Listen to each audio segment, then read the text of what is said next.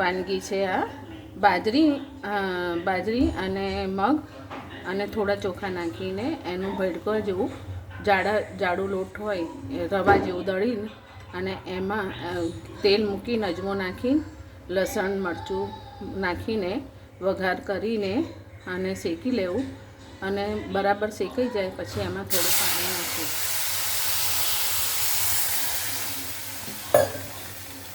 પાણી નાખીને ઘટ થવા દેવું.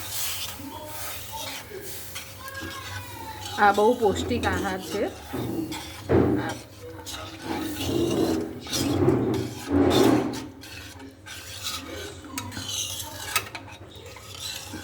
એમાં થોડું મસાલો કરી દેવાનો, હળદર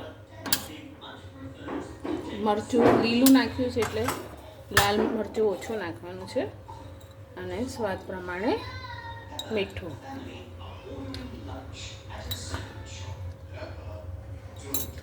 આવા વાતાવરણમાં આવું હલકું સાંજના ડિનરમાં લઈએ તો પેટ માટે બી સારું રહે છે અને પચવામાં એકદમ હલકું હોય છે. અને ગાંઠો ના પડી જાય એટલે એને થોડું હલાવતું રહેવાનું અને ગાંઠો આવી પડી ગઈ હોય તો એને તોડી નાખવાની અને હલાવતું રહેવાનું ઘટ થાય ત્યાં સુધી.